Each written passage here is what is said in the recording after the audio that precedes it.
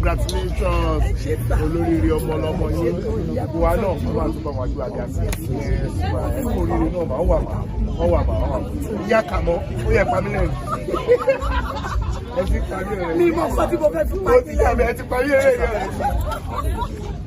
ó já lọ fi yọ náà ẹ já lọ kó wá ẹ kúṣẹ́.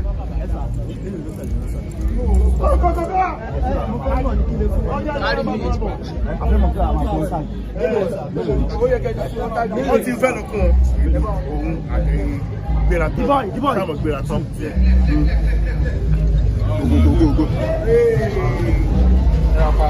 Báwo ni? Àfà ẹkúṣẹ́. Kàmọ́ ní sẹ́, Ose, èèyàn kàmọ́ ojú. But you're coming with two tags. You're coming with two tags. Two tags. Wọ́n bí ẹ̀dá kó sọ̀rọ̀, ó ní mo gbá ìtì. Jẹ́ kí ẹ jẹ́ kí gbẹ́ ilé létí. Ẹ jẹ́ gbé ilé létí. Ose, ṣémi ló ń wò báyìí? Ṣémi ló ń wò báyìí? Ose, bẹ́tà. Ó ní mo gbá létí ẹ̀ kò lè sọ̀rọ̀. Èmi ló wò yẹn fún àlọ́ ìṣẹ́ yìí.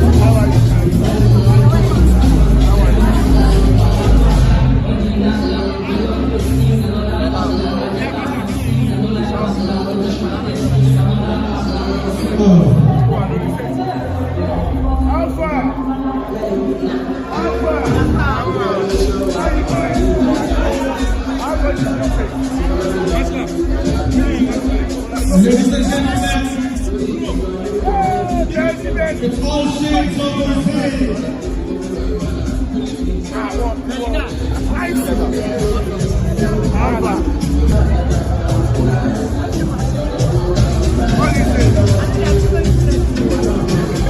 If your friends are not here,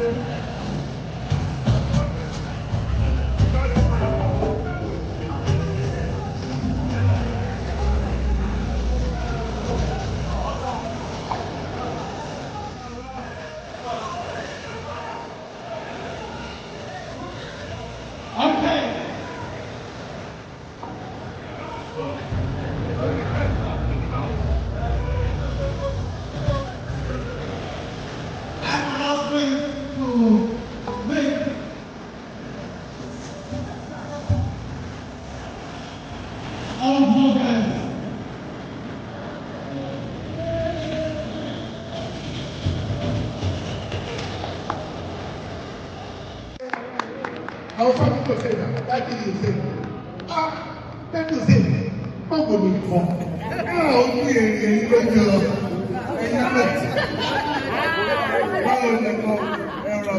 Mommy will say that. I wonder. You say Alaja, told me make a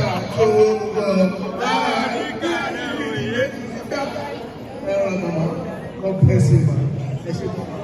Ẹ ṣe olórí ilé ọmọ yín oríire a máa pọ̀ sí ọ̀nà a máa pọ̀ sí ìgbéyẹ a máa pọ̀ sí gbogbo wọn tàbí kíwọ̀ ọmọ wa olóríire náà máa jẹ́ ìtọ́júgbó olóríire oríire wọn máa pọ̀ sí o mọ́mí kàmú náà rè é mọ́mí kàmú rè é bàbá ẹ̀wà mọ́mí kàmọ́ rèé tí màmá bá yọ tèlè yìí àtẹ̀mí àti wọ́n kí lè kábọ́ mọ́mí yìí rèé tí bá yọ tèlè kọ́ òjì òkú kàmọ́ ọ̀rọ̀ àmọ́ ọlọ́run tí mo máa gbọ́ ọmọ yín ga o. àmì ẹjọ́ mo ní ti dáadáa tẹ̀lé mi sọ pé yes ó mi ní kò sí dáadáa máa fún ní 25,000 naira. 25,000 naira if you can be need to say very well. láàrin àwọn tó tó pẹ̀sì kálílẹ̀ alpha báwo ni who can be need to say very well. 25,000 okay who can be need to say very well. fẹ́ pariwo who can be need to say very well onídìí méjì tó lè fi ìdè dáadáa. ẹ jẹ́ rọ́wọ́ àwọn èèyàn tó lọ lọ 1,000 naira tó bá lè fi ìdè dáadáa 25. Kalau lè fi ní láti ìpàdé méjì ní ojú sí ó yá wọ́n tó ní ara ẹ̀ wọ́n fún ẹ̀ wọ́n tó ní ara ẹ̀ ó tó wọ́n tó ní ṣe ok kalau lè jẹ́ ọmọ káàkiri sí ìlú mẹ́wàá ó yá kọ́mọ̀ ìdúkà mẹ́tọ́ ní ẹ̀ kọ́mọ̀ who is that person? Owó yàtọ̀ sọ sí ara rẹ̀. Kàlẹ́ lè ṣe síwájú. Kọ́. Right? Okay. That's all. Ẹ̀yin tí wọ́n fi ẹgbẹ́ tọ́jú. Ó bí ní kẹ́kọ̀ọ́ wọ́n bí àti káàdì kan wá lẹ́yìn náà lọ́wọ́ wa. Okay, that's all. Onígbàjẹ́ fún yìí o. Gbogbo ní kí ìgbìyànjú agbára mi ni kò ṣe pé mo rí lè sọ ọ́ lẹ́yìn yóò kò ṣe léèkéde. Léèkéde bàbá wa tó jẹ́ pé ó máa ń sọ dáadáa. Tí mo onígbàjẹ́ fún yín lẹ́ẹ̀kan sí. Dájú wa ó kí yín o.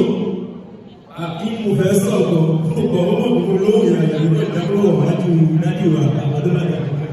Ẹjọ́ òjòjọ́ náà kí ẹ̀kọ́ sọ̀rọ̀ sí ilé lórí máa sọ méjì máa sọ. Ẹjọ́ bí wọ́n bá ti bẹ̀rẹ̀ sọ wọ́n sọ̀rọ̀ tó sà. Èmi náà ẹ̀jẹ̀ ọkọ̀ tó lọ. Èmi mi tó gidi. Èmi mi tó gidi.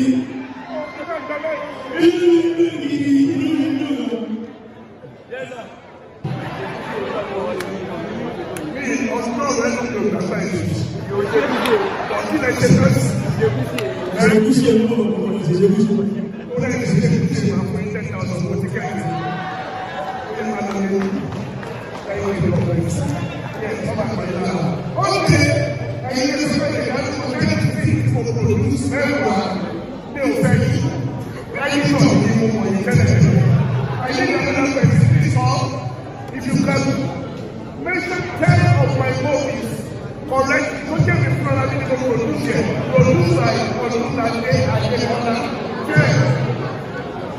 Produce by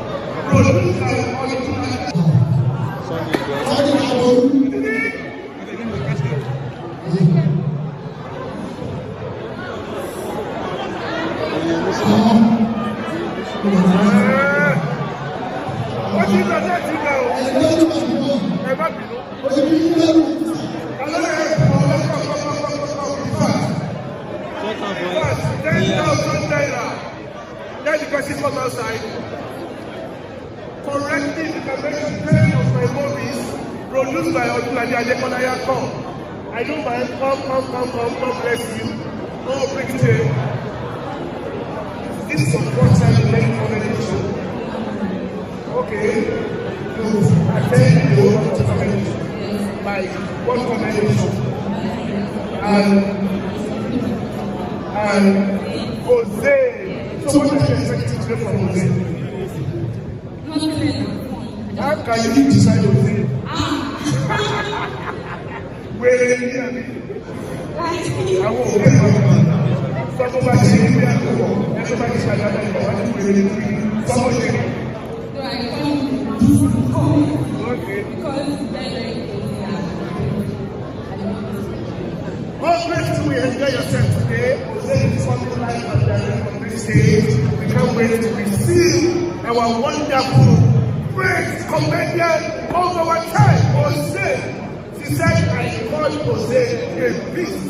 For someone to call somebody a beast anymore. Okay, let's back to our friends for 10,000 and mention 10 of my movies. Let's go. I like that. Well, that's what I'm going to be. Èmi kan tó ń lò ó lọ́dà. Sábà lẹ́kọ̀ọ́ ní mẹ́ta. Sọ́ọ̀dì ìdájọ́ owó ní mẹ́rin. Mo ní ọmọ ní fojú mẹ́rin. Èmi ní ẹ̀kọ́ ní mẹ́fà. Fami oníṣẹ́ṣẹ́.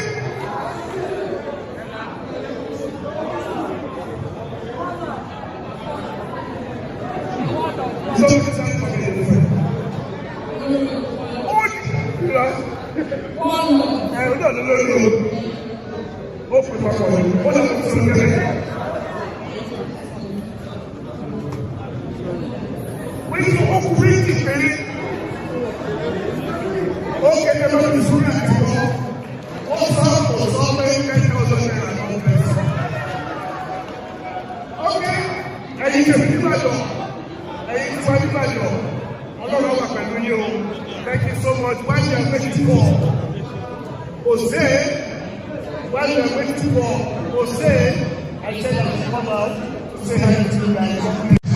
Thank you so much.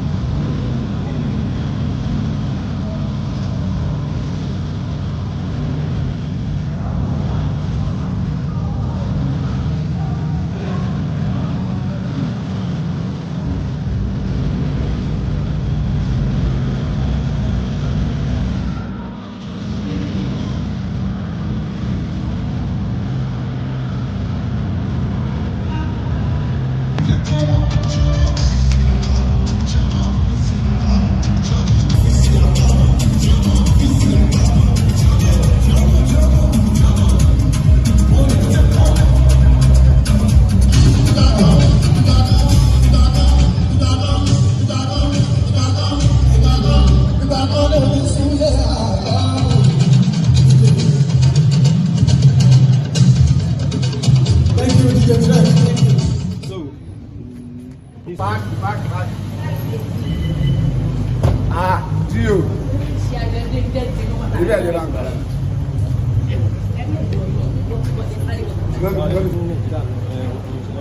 Sálì. My bro.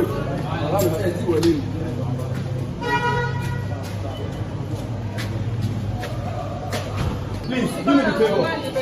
Get me and jump on me. I'm not.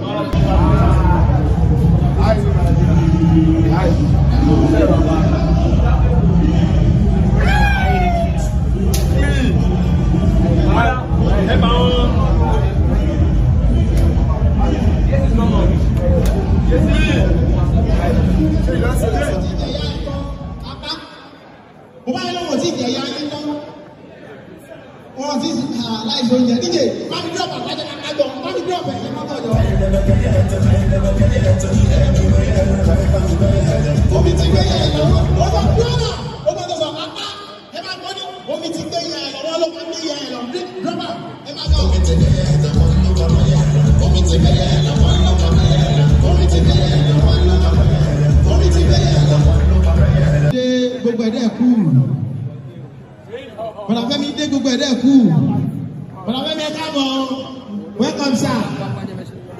Welcome, sir. Jagu. Togo. Jagu. You know, sir. Jagu. Ogun ló fi jagun kú. Ó dára o, Ìbàdàn. Thank you so very much. God bless you. All right. Make some noise, ladies and gentlemen, for comedian Gaptit. All right, we have a quick announcement to make. I made this announcement earlier. Please, media guys, please, we don't want to have distractions within the hall. Please, we have accredited media men, about 2 or 3, that will cover any of our celebrities. Please, we don't want the event to be divided. Thank you very much. All media guys, please kindly take note. Take note. Okay, if you're here to sit down, please don't make yourself comfortable. We don't want to have another event. Yes, earlier today we had in our midst one of Nigeria's finest Nollywood actor, in person of Odolade Adekola. Right about now, we have in our midst right now, we're about to make some noise for the one and only. Now, make some noise. Also, we have one of Nigeria's finest Nollywood actor, Apakupo, who's here in the house. Make some noise. Adigun Alawada of Baby Adewofu. Coming up right now is a very crazy comedian. You will not understand his act, you will not understand his style, but I can tell you, he is unique. Make some noise for the one and only Nollywood.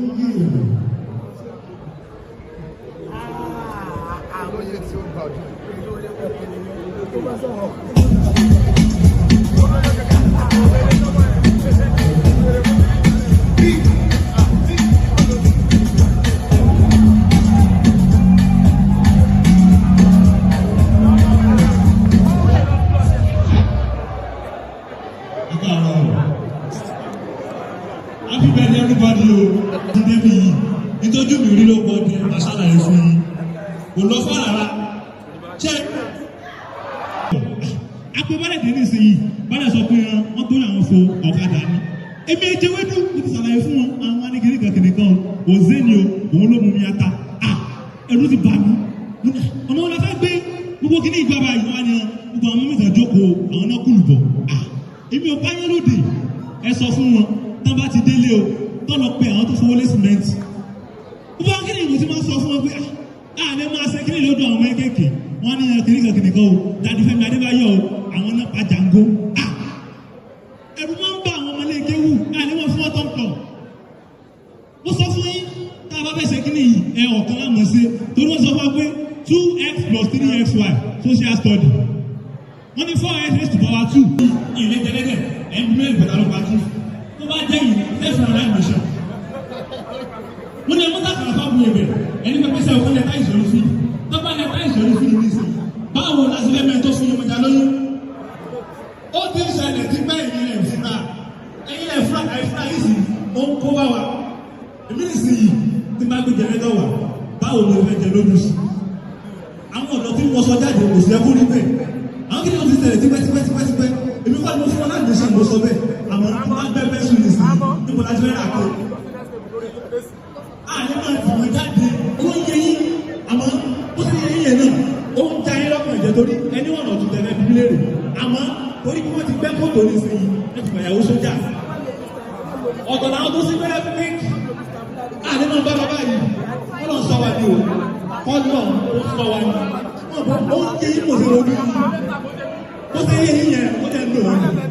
Ó dùn wọ́n ní ìjẹ́ tó gbé ojú ọ̀rọ̀ kò sí àwọn tó ń lo ògbó wọ́n ní ká roko ojú ọ̀pẹ tá a bá roko ojú ọ̀pẹ báwo làwọn ọ̀sẹ̀ tó wọ́n fẹ́ gbọ́kẹ̀rẹ̀ wá ẹ̀fìn ọ̀rọ̀ ayé wò báwo la fẹ́ gbọ́kẹ̀rẹ̀ wá àlẹ́ máa bá lọ báyìí àlẹ́ máa bá lọ báyìí àfarabalẹ̀ ni tó bá fi ọ̀sìn wá lẹ́nu sí yìí á lọ sí Kánò wọ́n tẹ̀ ká bẹ́ẹ̀ ebi sì ni ilé wọn wọ́n lọ sàkàkiri tó yẹ kó yá wẹ̀rẹ̀ ni ìbáwọn níbẹ̀ ìdí mò ń sọ fún wọn gángan nù ó sì ní ọ̀tọ̀ náà tó ń bẹ́ kànga ọ̀tọ̀ náà tó ní láfún tá a bá dẹ́ ṣẹ́ẹ̀sì ní sí omi oṣù jáde tó mi bá sùn jáde ní ọ̀nà ìfàdé ìwòra ẹnu máa ń bà mí ká ó máa ń gbé yìí àdé máa ń bá lọ báyìí kó bá sì pàdé báyìí èmi kọ́ mo kọjá lẹ́sẹ̀ bí ó dá ń parọ́ mọ́ mi gẹ́gẹ́. wọ́n ló kọjá lẹ́sẹ̀. irọ́ ìgbìdí láti méjì ó sọ fún wọn tá a bá débẹ̀ tó farabalẹ̀ èmi mú kàn náà ẹ wá ní káàdì ìdìfẹ́ yìí táwọn ìdìfẹ́ yìí ní ìsìn báwo la fi ní jòbù. kí lorúkọ ẹ.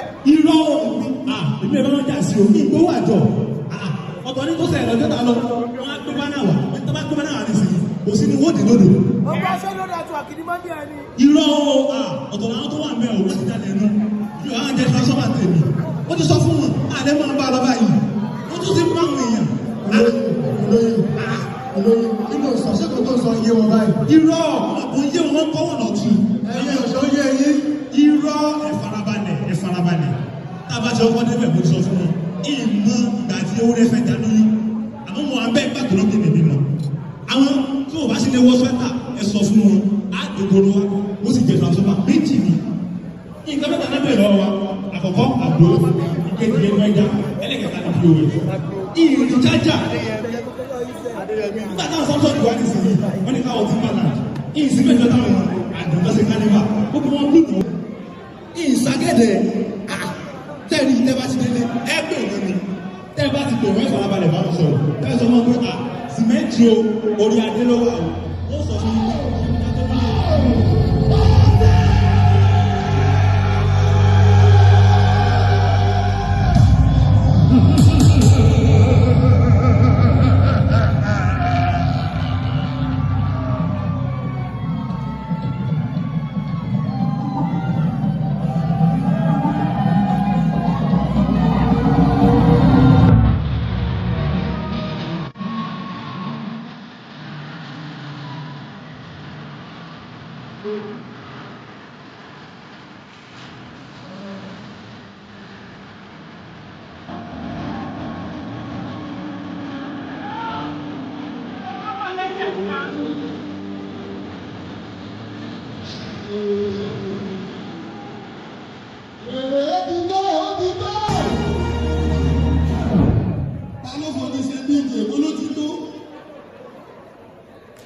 Hello, distinguished ladies and gentlemen. Bèrè dáwọ́.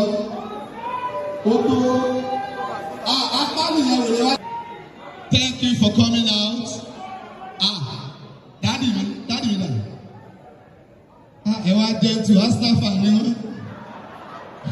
Wọ́n lù wọ́n lánàá, sorry sir. Àpémi náà ṣe máa ń fi ìjọba náà ní kékeré nìyẹn.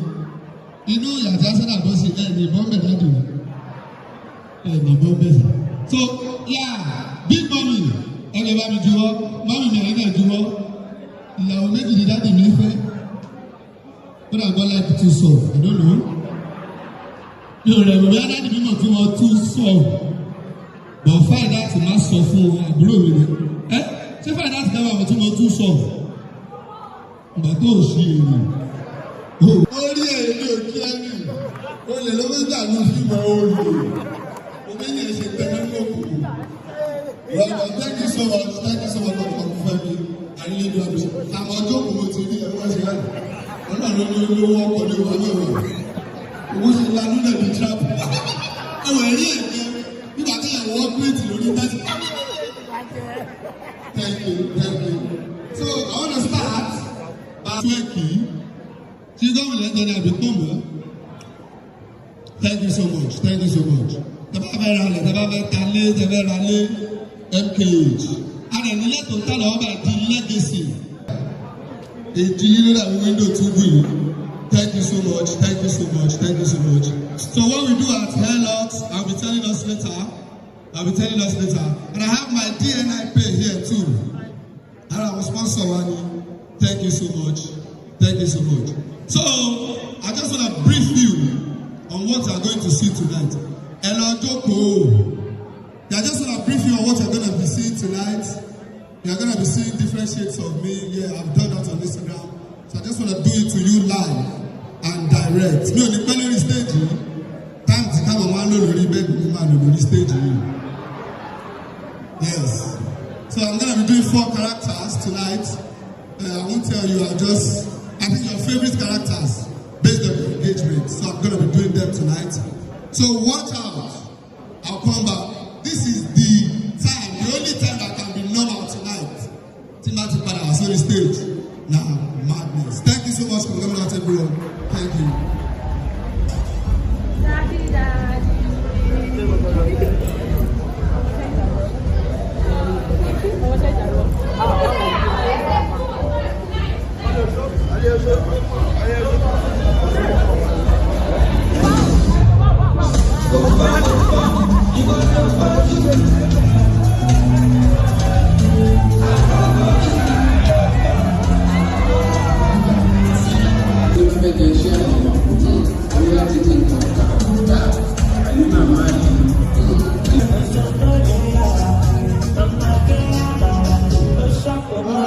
All right, ladies and gentlemen, we have a banner, we have backstage.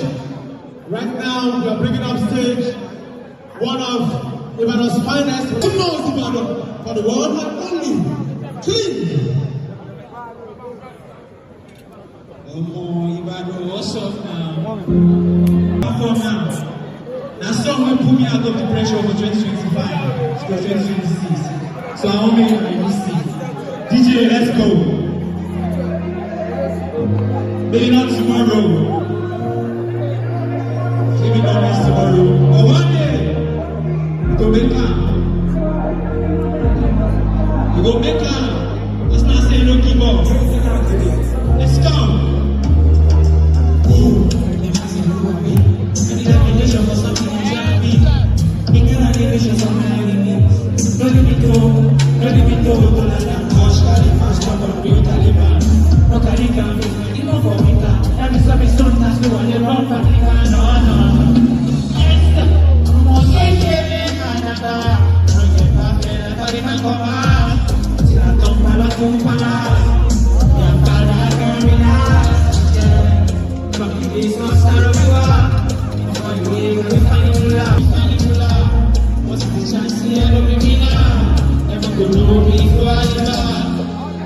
Let's go!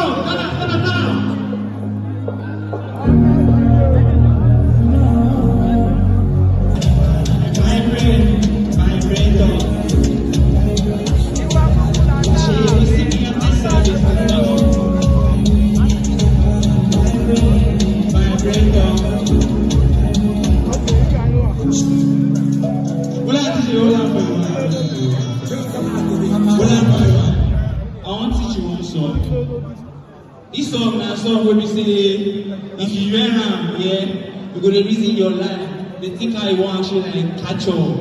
So if I don't say, oh, you're now back up. Anybody with it, you go to answer me with Lodri, Loshuyi, Nigba, Koko. Let's go.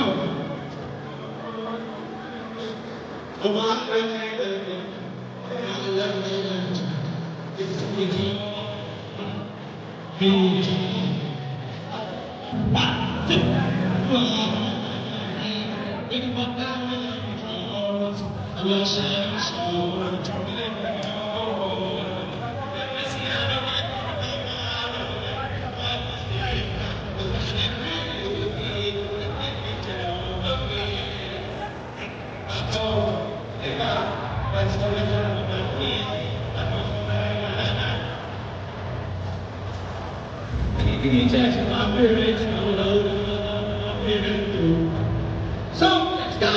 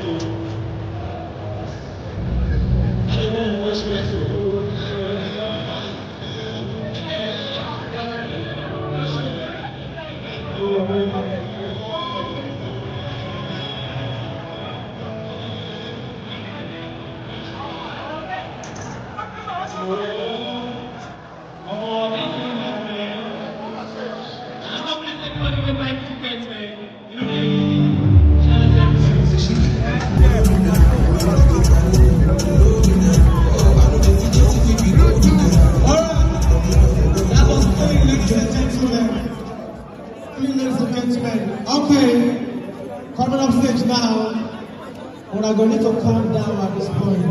Everybody calm down, breathe in and breathe out. Breathe in and breathe out. I'm bringing up stage one of Nigeria's finest comedians. This guy is young, he's getting older now. Very talented music comedian. We all love him.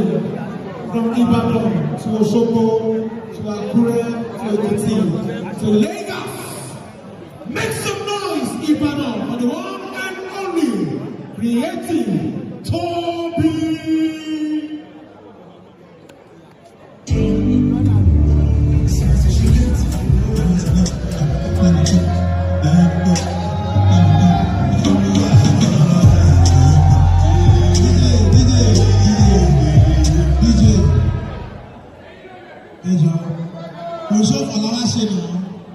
You like it, man. Apa iko ìdíje òní parí. Ẹ̀sùn rere. Tébù yìí nìkan ni wọ́n ti dá mi mọ̀, imagine. Tí mo yẹ wọ́n sòkò láti 2022. Tébù yìí nìkan wọ́n ti dá mi mọ̀. Rapping ìṣẹ́ wọn tẹ́ máa ṣe fún mi. Ẹ máa padà pè mí sí. Ìṣòrí wọn obìnrin tó bá wà ń bí wọ́n lè bọ̀ búrà kó jù lù mí. Ìwọ tí ló bá bí ẹ̀jú wọ́n lè ṣe anything dọ́. Help me now. Ṣé o easy? Rapping ẹ̀kọ́ padà. Ẹ jẹ́ kí n fi bí màdá bí Adébí tó fẹ́ wọlé. Rapping tradition, DJ. Let's go, dude. Coming back. All right. Like I said earlier, ladies and gentlemen, this guy is an international comedian, the comedian of the Federal Republic of Nigeria. He has performed across seas and ocean. LA ocean. DJ, you are going to play like that, though. Make some noise for the one and only comedian Gap.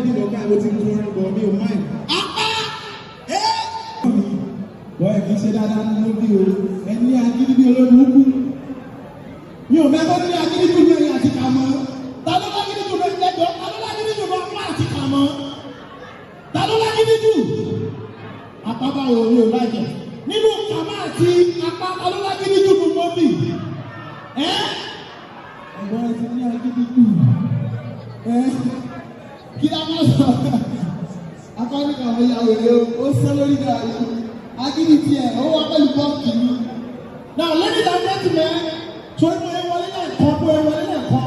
mo rí ẹ ní òbẹ̀bí sọ, ó rọ́ mo ṣe dùn. Owó pọ́nmọ́ ló alábọ̀ alọ́mọ yìí ó yọ ní yóò tún fresh. Now, ladies and gentlemen, wò mí dáadáa, wò mí, ó mọ̀ mí dáadáa. Ọlọ́gbẹ́ dá mi kò wá dá mi ní mọ́tò, kò wá dá mi léèyàn. Ó ti yẹ, ó wá dá mi ní mọ́tò jọ, irú mọ́tò wo ló máa dá mi? Irú mọ́tò wo? Irú mọ́tò wo ló pé? Bàbá rẹ̀ ó jọ mí kíá. Kí ló pé? Mi ò láìkẹ́. Àwọn mọ́tò tí ò ṣe fi ṣe bóòtù lẹ́kọ̀ọ́ yẹn mi ò kí débẹ̀. Now, ladies and gentlemen, wò mí dáadáa, ọlọ́gbẹ́ dá mi kò wá dá mi léèyàn, ó wá dá mi lóúnjẹ. Irú oúnjẹ wo ló máa dá mi? Irú oúnjẹ wo? Wèrè wo ló lẹ́kọ̀ọ́ àtẹwà? Ó ti yẹ ìdálódídọ́kùnrin. Kí ló pé? Irú àṣejẹ wo? Wèrè ti dà àṣejẹ tiẹ̀ mẹ́fà àṣejẹ wá lápá. Wọ́n wé tí wèrè lọ́wọ́ apẹ́ni. Now, ladies and gentlemen, sórí nǹkan ṣẹlẹ̀ kọ́jú wá sí lóde pé tẹ́ẹ̀bá farabalẹ̀ ẹ máa gbọ́ lyrics orí dáadáa. Àwọn music artists yẹn lọ sí studio. Wọ́n dẹ̀ lọ gbé wá sí pé dídè kíni superwozi ìdíjà superwozi díẹ̀. Dídè ọ̀là dídè. Mọ́mí nígbà tí èèyàn kọ́ tí èèyàn jókòó ó kọ́ bóso orin ó dẹ̀ ṣe pé ìgbà ó dẹ̀ lọ sí ní ọlọ́pọ̀ jáde. Ẹ mọ̀ bí sẹ́ ẹ ò tó pọ̀ síbò àmì. Dídè ìgò dọ́gba ìyàwó tó ń múra náà dídè dọ́gba máa bá bọ́kọ̀ wọn. Let's go. Kí máa bọ́ọ̀lù.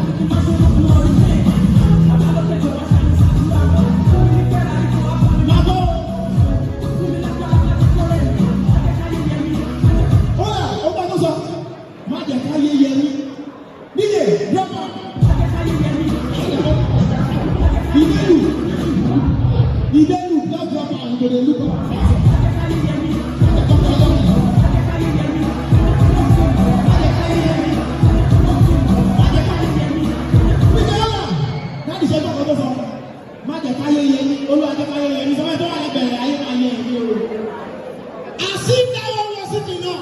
Ladies and gentlemen, who are about Bonner Boy, I'm telling you, they are already one bomb. DJ, you're Bonner Boy, I'm telling you for me.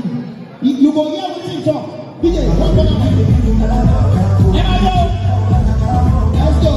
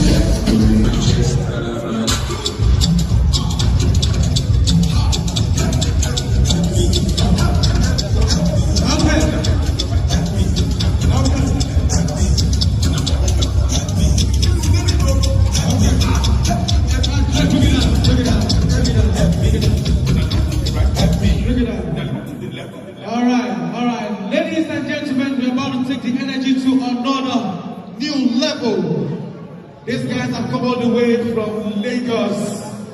I'm sure you've not seen anything like this in recent times in Ibadan. Are you ready? Make some noise for this set of dancers embedded with creativity.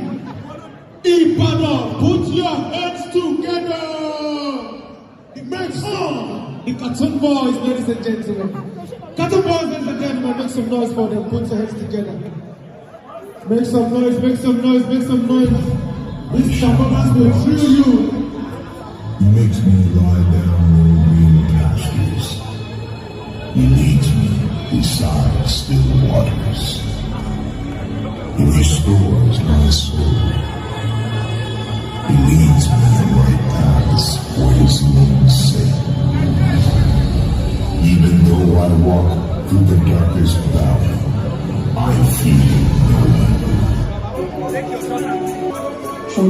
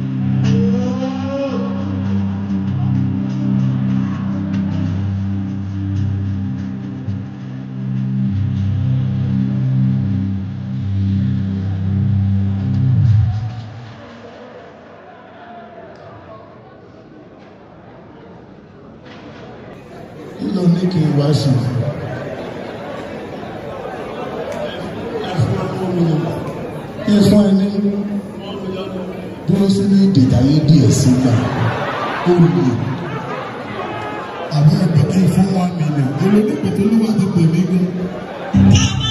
ẹgbẹ́ kan bá pílẹ̀tì nílẹ̀ ẹgbẹ́ lòmí ẹgbẹ́ kan lòmí eléwọ̀n ní bọ́m̀bẹ̀ dúró sígbà fún 1 million. máa bọ̀ lọ́dọ̀ ọ̀pọ̀ ìdàgbà àjọ máa súrè fún ẹ lọ́sàgbà bẹ̀rẹ̀ àfitọ́ náà bá pè mí fẹ́mi bẹ́ẹ̀ ò ní fún ẹ lówó àfi tí ọlọ́run ò bá pè mí ní jẹ̀lílé ò ní fún ẹ ní owó ó yà fún mi ìdá mẹ́wàá. On behalf of myself, on behalf of the we should find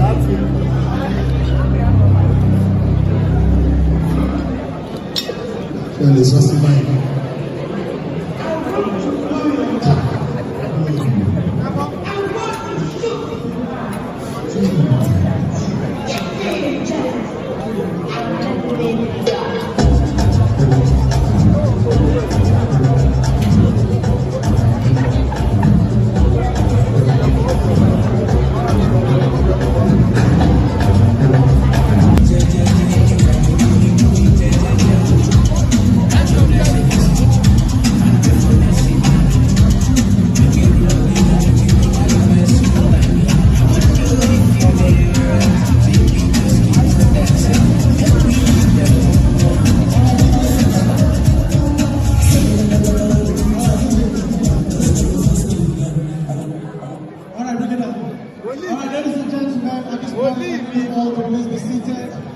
We don't want to have an outdoor event. Please be seated.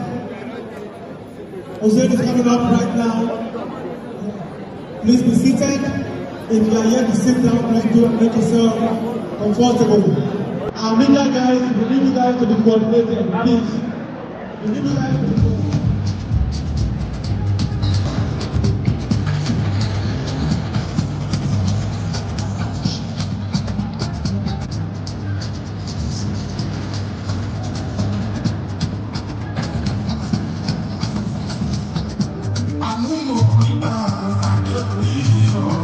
Ìwọ tó bá rà ànúgbà dídé kojú tó tó bá ní ànúgbà lọ́dọ̀ náà dídé kojú sẹ́lẹ̀. Let's go.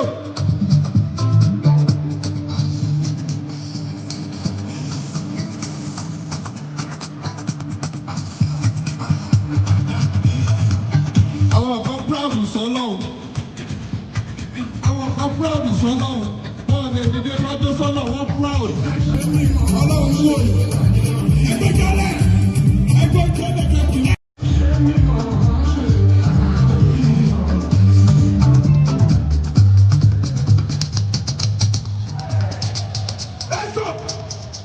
Show love to the Almighty.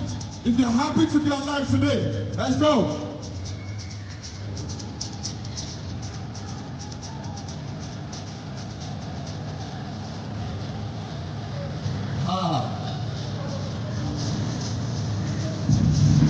Thank you. Thank you. I took them out. Don't see me.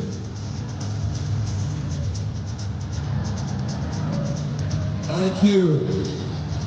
Thank you so much.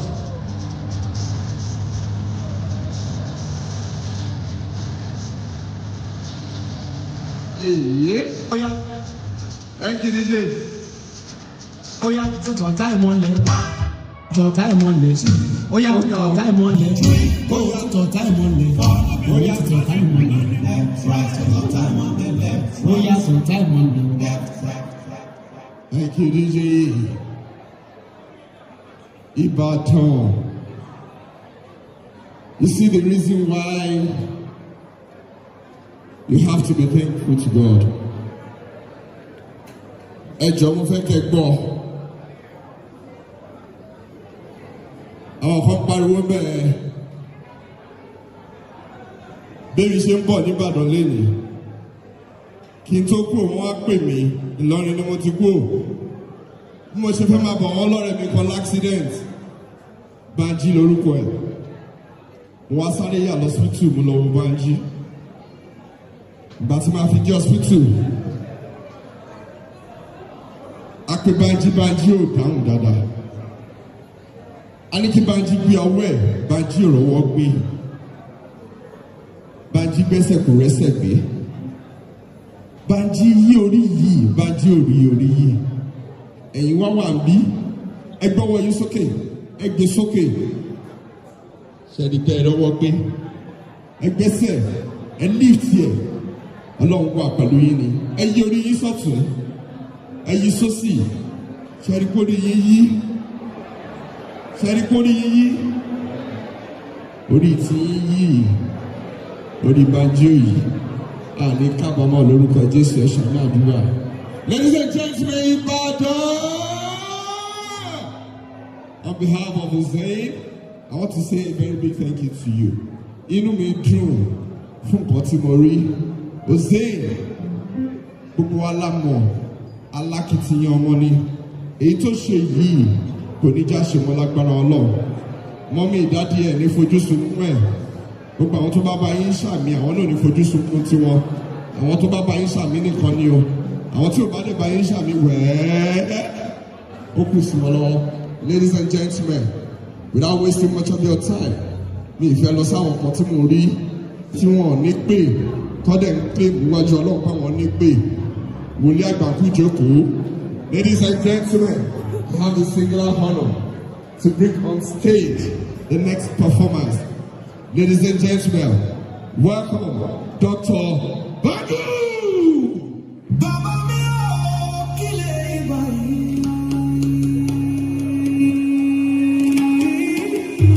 My name is Dr. Benguga, alias no condition is permanent.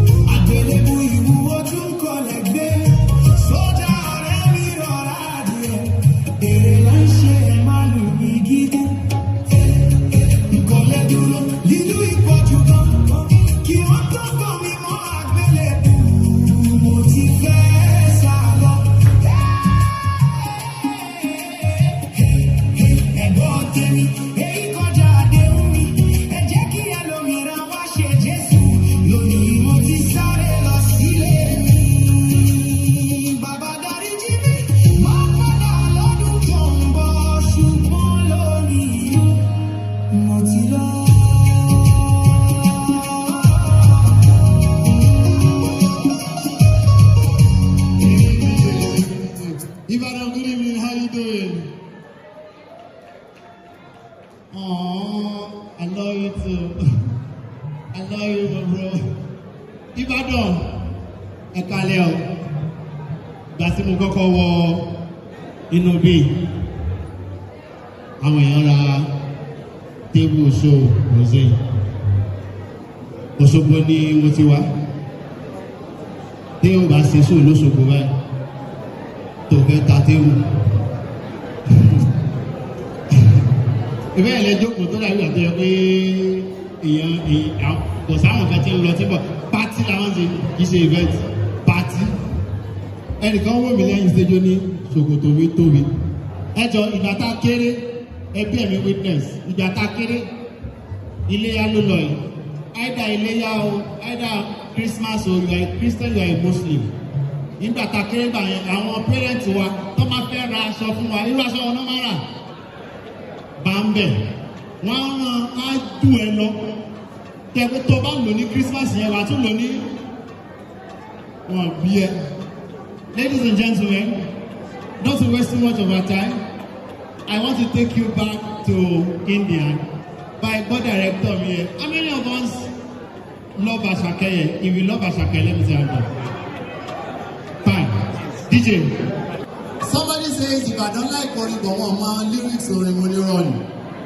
But that first part of Asake 230 here, only to our lyrics for comment. DJ. Yes. If you know the lyrics of this song, sing along.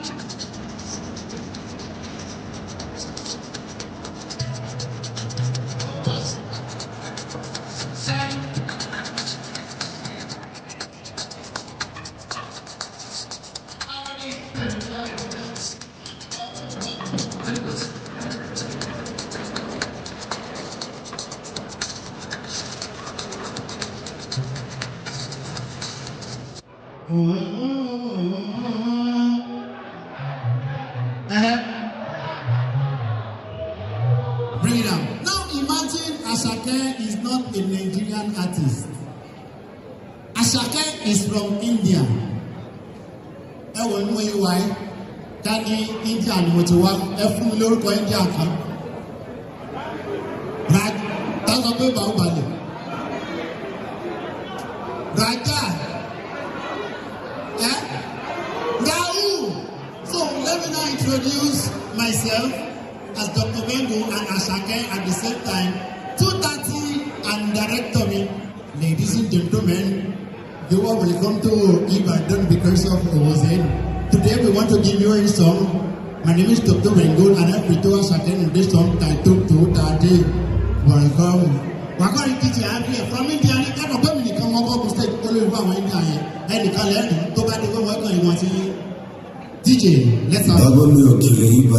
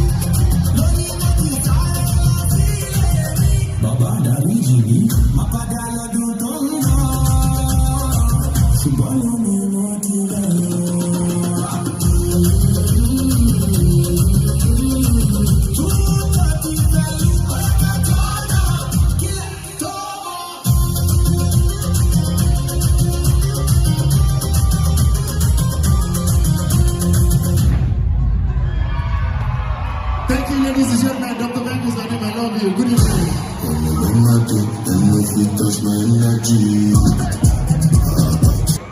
Will you ever stand up? Will you ever stand up? Ẹ wo bọ̀bọ̀ yìí dada. Ó ti tó years tó ti ń tọ́ àwọn èèyàn. Ó ń tọ́ àwọn èèyàn kó wò ní pé. Ẹ jọ ṣé wò ní àgbà ní pé. Kí lẹ sọ? Ní ìgbọ́. Kí lẹ sọ pé ní? Ṣé wòlíì tó bá ní pé máa ń jìdí? Ṣé máa ń jìdí? Wòlíì àgbà kan. Come. Tó bá pẹ́ kó tó gun orí stage. Wòlíì àgbà kan mi ẹ̀. màá pàjẹ́ ọmọ fún ẹ o. Ẹ pàtẹ́wọ́ fún mi dáadáa jẹ́ kó máa dùn. Ìjọba ti ṣe ló fẹ́ ṣe.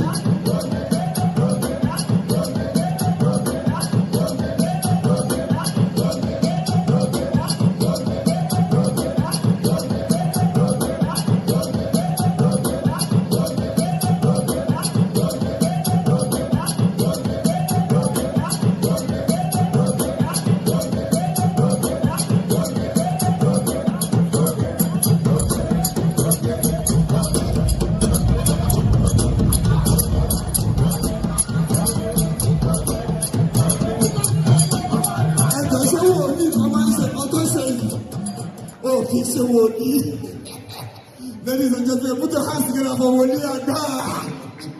Coming up on stage, are you ready? Welcome! One of the youngest, one of the finest. He is a global talent as far as I'm concerned. Ladies and gentlemen, he is my friend.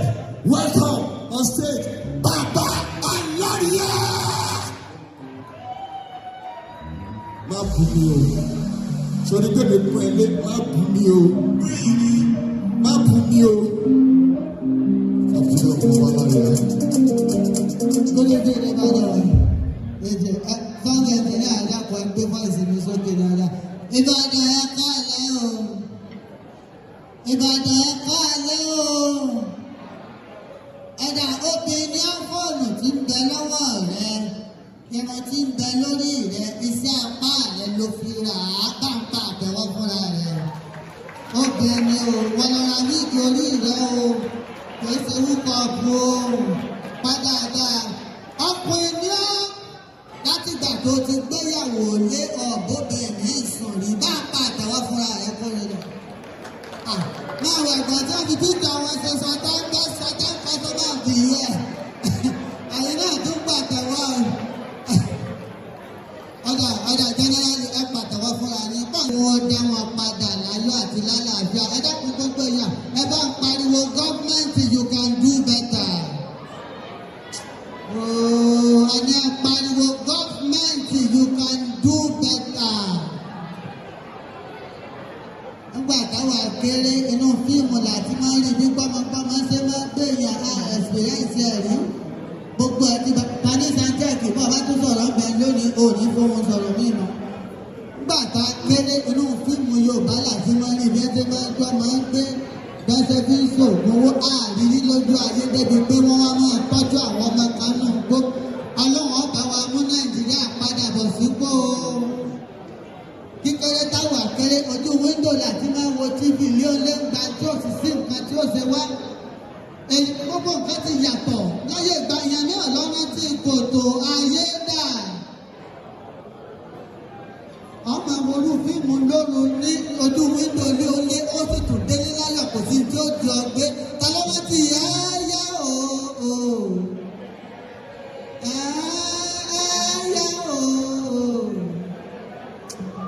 Àwọn àgbàtà yẹn ń dùn nìyẹn. Bọ́bá tún dalẹ̀ Friday àtúngbọ́ rìrí ayé ta ló rántí ilé ayé tó tó. Ayé ló kú o.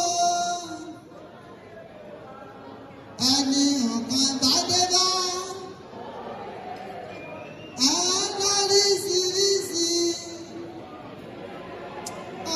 Gbogbo nǹkan ti yàtọ̀ nípa bá ọmọ àwọn fíìmù wo ni àwọn àjẹ́ ọmọ ṣe mítì wọ́n máa fi bíìtì sí ti gbígbígbí ti gbígbígbí ni wọ́n máa ṣe sí nínú fíìmù.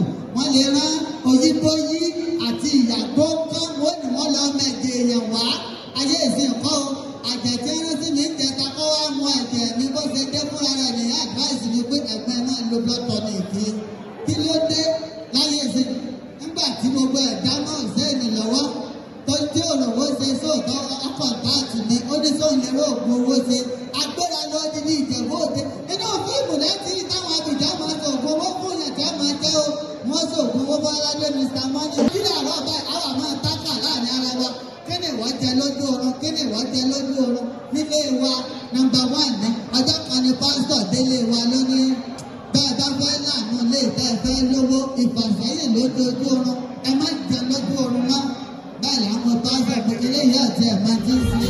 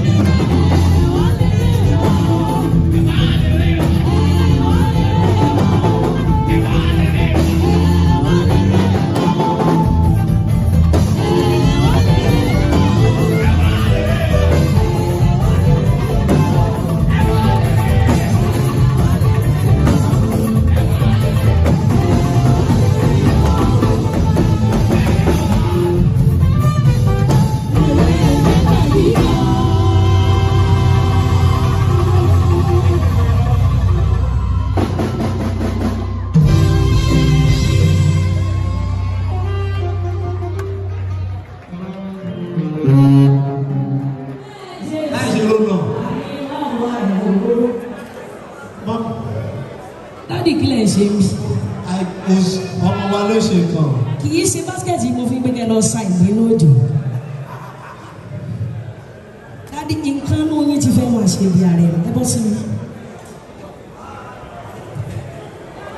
Kì í ṣe fìlà tí bọ́ọ̀lù sàlámù yẹn mú wá fún láti àjèlè. Ẹ bọ́ lórí. Tí máa sẹ́ ìtì ẹ bọ́ sí mi. Tẹ́ bá jẹ́ kí ìlò tún lára mi dáadé máa sẹ́ ìyín bọ́ lórí. Dádì ẹ fẹ́ ṣe bí ọkùnrin ẹ fẹ́ jáfáfá. Bí ọkùnrin náà mo yẹ ṣe. Kí ni agreement mi àti gbẹ́kẹ̀ lọ sa ìgbé wa ní ọdún? Ẹni kí n lọ ṣá ìgbín but mo débi tí mo fẹ́ ṣá. Kí la jẹ sùn lánàá dáadé? Kì í ṣe potato la jẹ sùn lánàá. Àti gàrí. I was famished. I asked you to go pick snail and you were here telling them to down there. Màá gbá etí màá ṣe orí yín mọ́ lightning yẹn orí yín yí mi. Ó yẹ bọ́ síbi ẹ student síbẹ̀ yẹn. Ẹ student síbẹ̀ yẹn. Ẹ bọ́ síbẹ̀ yẹn kẹ́ student. Ẹ yọ glasses ojú yín. Ẹ má student ẹ dìde. Ẹ kó sínú àpẹẹrẹ yẹn. Ẹ fẹ́ wúlò bí ọkùnrin. Mo wá oṣù náà ni. Mo mú yín lọ sọ́dọ̀ àrùn bẹ̀ yẹn pé kẹ́ ẹ kọ́ iṣẹ́. Bọ́ọ̀ì òṣè yẹn ló pè mí. Tí bá ń bá yín sọ̀rọ̀ tí ẹ bá lọ. Bọ́ọ̀ì òṣè yẹn ló pè mí. Ó ní kí wọ́n pàfọ́ọ̀mù. Ọdún àrùn tí mo mú yín lọ bẹ̀ yẹn ẹ̀ lè kẹ́kọ̀ọ́ lu ẹ̀yẹ bẹ́ẹ̀ ṣe lọ. Ilé ẹ̀yẹ ẹ̀ kan dígì nìyẹn ti olóòkè gbọ́ ọ̀rẹ́ tà ń lọ ṣọ́ọ̀ṣì. Dádì ẹ jẹ́ kí n sọ fún yín màá padà divorce ni màá bá wòlíì àgbẹ̀ lọ. Confirm ni mo sọ fún yín yẹn. Dádì ẹ ní owó lọ́wọ́ ẹ jẹ́ ọkùnrin ní òkú ṣiṣẹ́ dáadáa. Dádì màá bá wòlíì àgbẹ̀ lọ. Ẹ ti fẹ́ máa ṣe àgbèrè. Kí ni mo sọ fún yín màá bá wòlíì àgbẹ̀ lọ. Máa ṣága. Ohun ayé àbáyé lọ ẹ jẹ́ kí n bá yé lọ dádì. Kò sí wàhálà wòlíìdà kí ni bọ́jẹ̀tì wọn. Fún kí ni ẹ? Tẹ́lẹ̀ fẹ́ ṣe àgbèrè tẹ́lẹ̀ fẹ́ ṣe ni. You wanna show me out? Kò sí mọ́ọ̀tì lọ́wọ́ mi ò mọ́ mi. Dádì ẹ wá ń bí. Tí n bá rówó mo lè tà. Dádì ẹ wá ń bí ẹ wá ń bí. Mo sọ fún mọ́mí Joseph. Mo máa yàwó sójà yìí. Ṣé ti yá wèrè? Wọ́n àtọ́pẹ́ wọ́n fẹ́ lura wọn para ni. Mọ́mí kìlẹ̀. Iṣẹ́ yẹmí nìyẹn ni ọmọ bàbá ẹlẹ́sìn. Ó rí bí láti ẹ̀ka ó rúdù. Bí mo ṣe wọ sẹ́yìn ọ̀rọ̀ ìsáré wá dìbò. Dádì ẹ̀ lọ bá tó kí ní ìsìlára wọn sẹ̀lẹ̀ pẹ̀lẹ́. Mọ́mí mi lè lọ bá ọmọ mi ní ìṣẹ́ kò. Ẹ lọ bá ṣé ọmọ tó ra bẹ́ẹ̀sì ṣá. Owó àwọn opó Paris la fi ra bẹ́ẹ̀sì. Ọlọ́run tẹ́lẹ̀ rí mi. Ẹ lọ bẹ́ẹ̀ ni kò fún mi lówó epo. Ṣé màá lọ máa tọrọ owó lọ́wọ́ ọmọ inú mi? Dádì ẹ tọ́mọ yẹn lọ bẹ́ẹ̀ náà yín sí ẹ̀ lè bá fa wàhálà. Dádì ẹ jà fafa ẹ bọ́ sílẹ̀ lẹ́mẹ̀ ẹ lọ́wọ́ bá jẹ mi. Ẹbí dádì ẹ kọ́. Yóò lè bá. Wọ́n wà lé ẹ bọ́lẹ̀ dádì ẹ fò. Yóò lè gbó lọ́wọ́ ọmọ. Mo ní kẹ́ lọ ẹ lọ́wọ́ bá jáde kẹ́jà mi ló gbé ọmọ bàjáde kẹ́ lọ gbowó epo wá lọ́wọ́ ẹ̀. Dẹ́dẹ̀ yọ̀dọ̀ Fẹ́mi náà. Ó pè mí síṣẹ́ last week dádì. Ṣé mo sọ fún yín? Ẹ lọ bá Fẹ́mi wọlé àgbàdà ó ti dìde ọmọ ọlọ́mọ ó ti lọ. Ẹ sọ fún Yẹmi tí ọba ẹ wo bí tí Fẹ́mi ọba fún yín 1 million gbọdọ̀ kúrò lọ́dún ẹ̀. Mr. Fẹ́mi. Fẹ́mi fún dádì lówó. Mr. Fẹ́mi lórúkọ wọn. Dádì sọ́jú yín lọ ni. Kò ju yín lọ wọ́n ẹ̀. Fẹ́mi. Wife mi ni kò fún mi lówó. Ẹ bá sọ̀rọ̀. Ṣé dádì ẹ ṣe pápá pa á sí lọ sí abẹ́ lọ ṣe kíní foundation ọ̀gá bàbá Fẹ́mi. Ṣé ọkùn Yẹmi ni àbí Yẹmi? Yẹmi lórúkọ ẹ̀ ìgbà tí mo wà secondary school ó sì wà French. Má kà á kó wá. Mọ́mí ó kà á o. Ó kàwé lẹ́yìn dádì ọmọ náà yín kàwé lẹ́yìn láti yín pa yín. Kò kà á. Ẹ̀dá ọba yẹn ní ẹ̀dá lóhùn àjọ lọ́wọ́ èyí ní ẹ̀dá àti ẹ̀. Yẹmi. Ó nà lọ́wọ́. Ó náwó lọ́wọ́. Àwọn àtàṣẹ́wó ń dà. Ẹ má gbowó lọ́wọ́ bàbá kí lórúkọ yẹn ó sì rán sùn ní o. Èwo. Yìí tó wà lẹ́gbẹ̀ẹ́ kì í tán ọkọ kì í tán. Ẹ ṣe àfilẹ̀ ó rán sùn ní ẹfilẹ̀ kì í tán bùkọ́lá ẹfilẹ̀ kì í tán bùkọ́lá lẹ ẹ mọ̀ bọ̀ kì í tán bùkọ́lá pẹ̀lẹ́ èmi àti àríra lẹ́kì á dà fún ẹ ọmọ ọlọ́mọ. Fẹ́mi see you soon. Àrí ẹ lọ́kìdì. Ẹ ṣe bàbá mi. God bless you. To everybody that has been supporting mommy and daddy Jill. We want to say. Kí ló yẹ tó ń wò mí? Ṣé o fẹ́ kí n gbowó lọ́wọ́ ẹ̀ ni? Mommy. How are you looking at me? Boy yẹn, ṣé o wọ̀ mí tẹ́lẹ̀ ni? Daddy Johnson lè lè ní. Dà fún mọ́mí ẹ̀ kan. Johnson. Ọmọ tí mọ́mí ẹ̀ ta liquid soap. Lọ́ńdà o. Àbúrò ọmọ ìyá ìdíkà ikọ̀. Ẹ gbé báskẹ̀tì ẹ̀ dáadé. Mọ́mí ẹ̀yẹ́ ká ṣe kankan ká tó gbé báskẹ̀tì. Mo fẹ́ káwọn èèyàn mọ̀ wípé ìfẹ́ wa ó sì ń gbóná. Ó jinlẹ̀. So nísìnyí kí n tó gbé basket mi èmi àti mi máa lọ lẹ̀ a ṣe wọ́n play orin Indian fún wa àwa jọ gbé a ṣe pípa fẹ́ àwa kiss ara wa. you want to know that this house is built on a solid rock. Daddy oye fi phone yẹn sílẹ̀ ẹ jẹ́ ká ṣe. Báwa sáré play orin Indian. Ẹ jẹ́ ká fi àpẹẹrẹ. Ká fa pẹ̀rẹ̀ ṣe.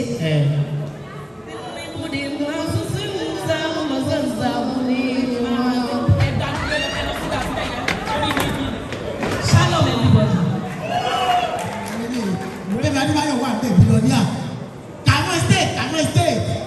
Làbẹ́ mi ẹkú jókòó sá. Kò sí ẹni tó bá gbé fíìmù wá sí sinimá tí ó ní jó. Gbà tó di tọ́ọ̀nù wòrà fẹ́ mi, wọ́n ní mi ní jó. Wọ́n dẹ̀ pa fún 50 million. Ẹ pàtẹ́wọ́ fún wọn.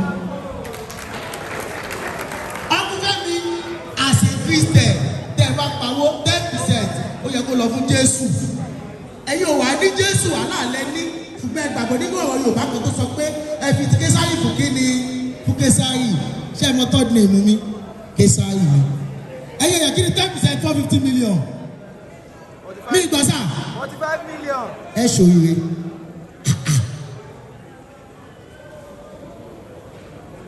Ẹ̀gbọ́n mi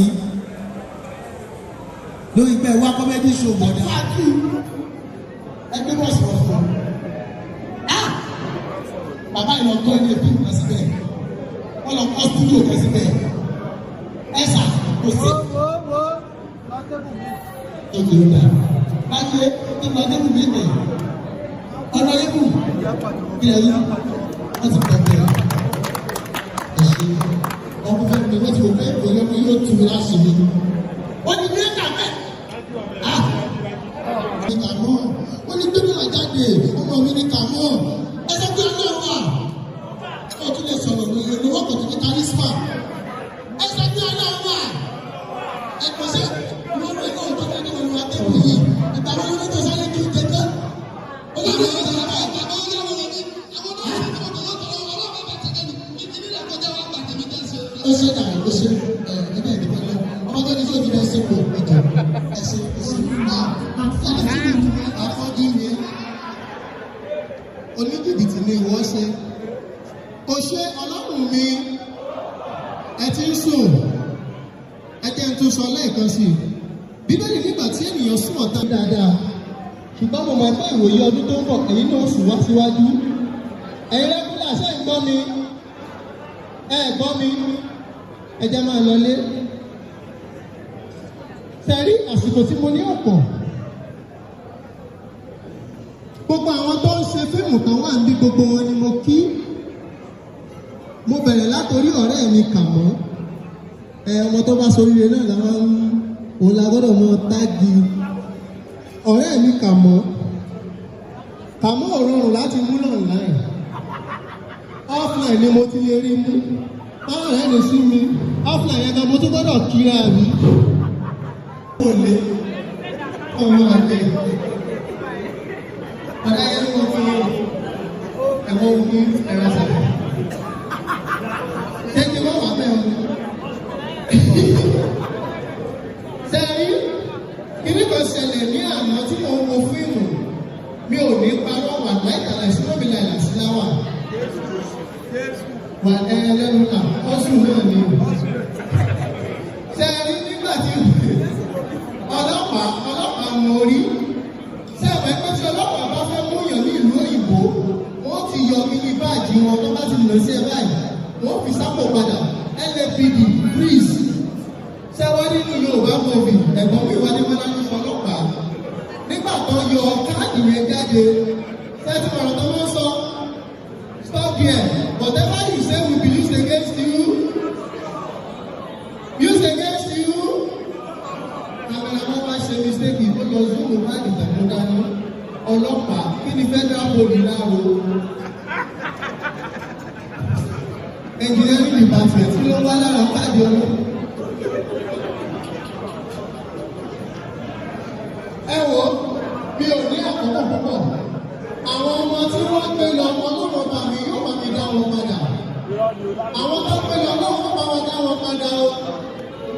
Ṣé wá ní àwọn èèyàn márùn kan wà tó ṣe pé tẹ́ bá ti rí wọn ó yẹ kẹ́ máa rẹ́ wọn lọ sínú gbósílẹ̀ tó lọ́ máa bá wọn ní ẹwà. Ẹni àkọ́kọ́ tó bá rẹ́nìkan láti bẹ́ẹ̀ tó ń mu àgbo tí ò dẹ̀ bẹ̀rù jẹ́ inú gbó. Ẹ sọ pé straight inú gbó. Tó lọ bá wa bá àwọn ẹ̀wà ẹlòmíì fi búrẹ́dì jẹ àgbo kí ló dé?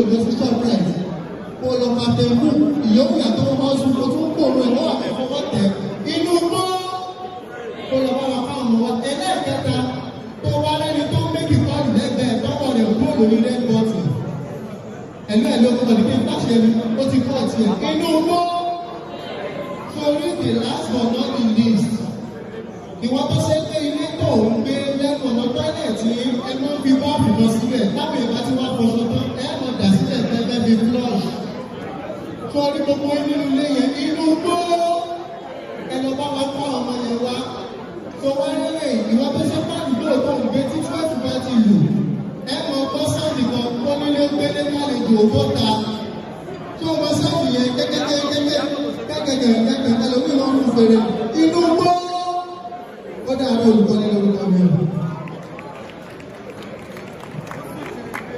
All right, ladies and gentlemen, give it up for Olukoni. Okay, we stay up to get tonight on the Wheels of Steel Sport tonight. Coming up stage right now, ladies and gentlemen. If you've not seen him perform before, I'm very sure you will be blown out, because blown away. This guy is talented. He has a finger of magic. He's coming up stage to do what he knows how to do best. Biggies, ladies and gentlemen. But before then, let's have DJ Trek drop something cool on the background. DJ Trek on the Wheels of Steel, ladies and gentlemen. Different shades of Ozane 2026.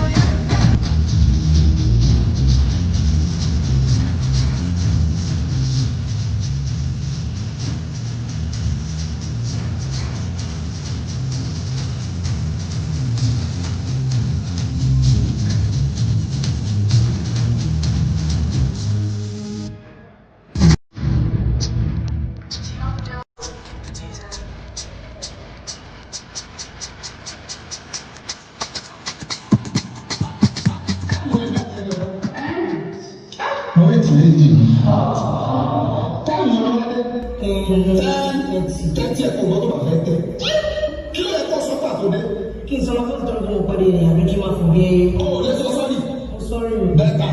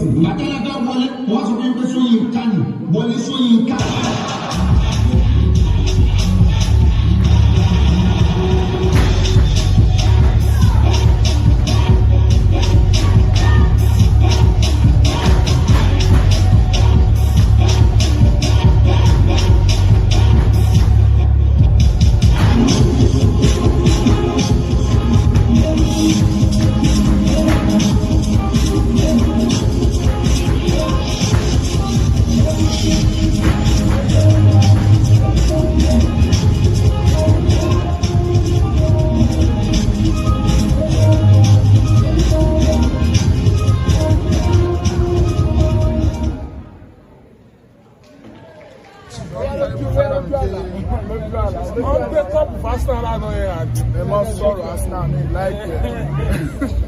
Bọ́.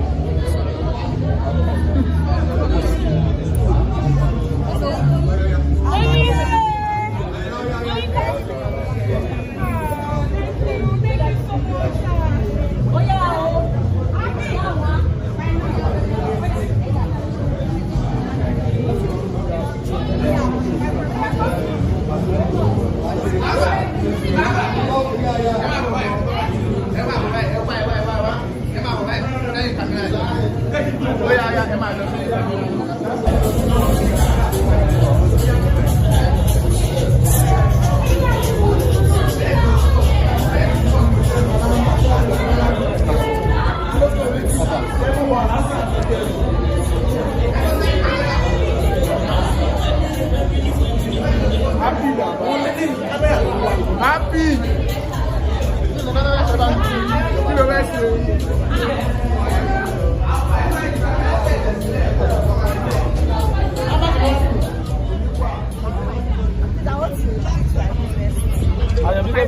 I always need to file. Yes, so you have to stand. I see my face now. I'm facing a lot of challenges. I'm facing a lot of challenges. So you know you need to stand.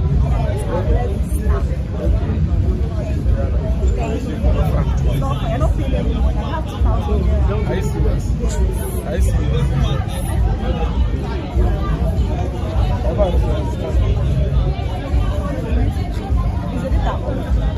Yes, but it's not the last thing. I love short call. Ah, I'm more with it. I'm fine. I be.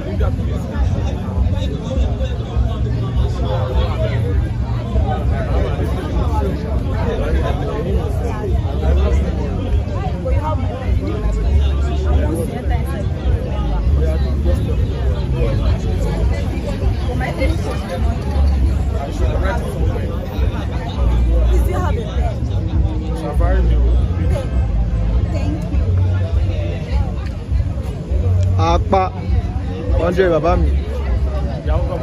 Ẹ káàbọ̀.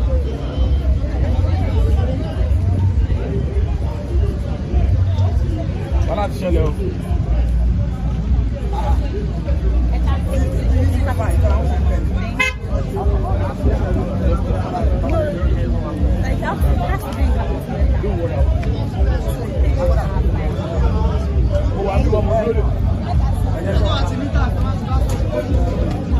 Hey, what?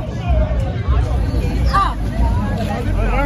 Oh, no, I'm not going to watch your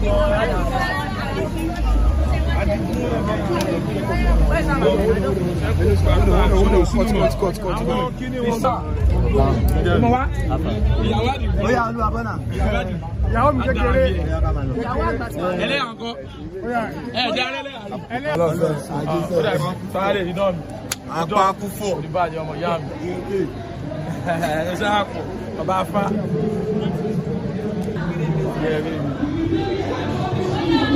Utuda.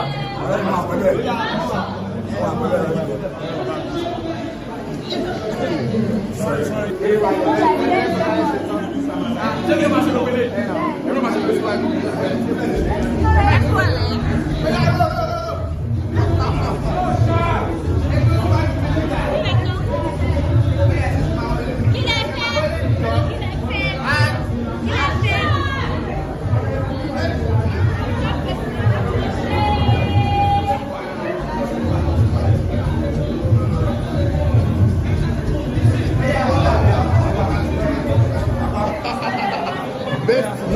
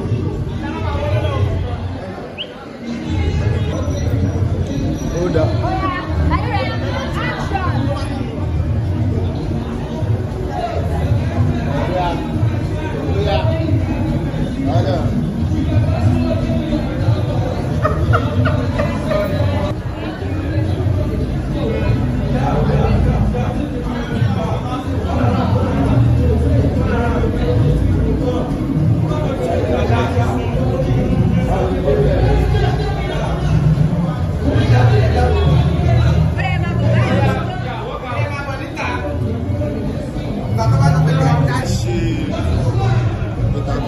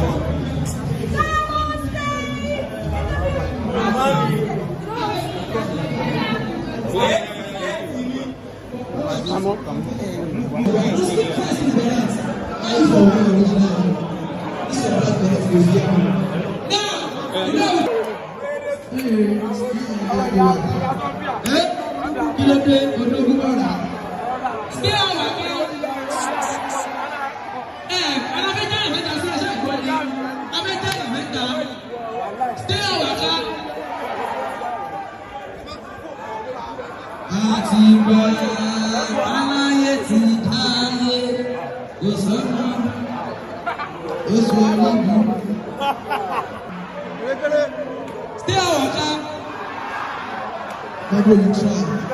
Because you try, I'm going to give you an iPhone 14 years. See me after the show. Stay my right. Now, this time, now only 2 people who want pick, only 2. Now, 2 people who want pick, just 2. And I'm making it available. By DJ, about 2 to my side of his Sonic. Ladies and gentlemen, I've got my big brother in the building tonight. Oh my God, boy, I must stay to the building. I'm going to have a present. Hey, my DJ, about 2 to my side of his Sonic. Let's go.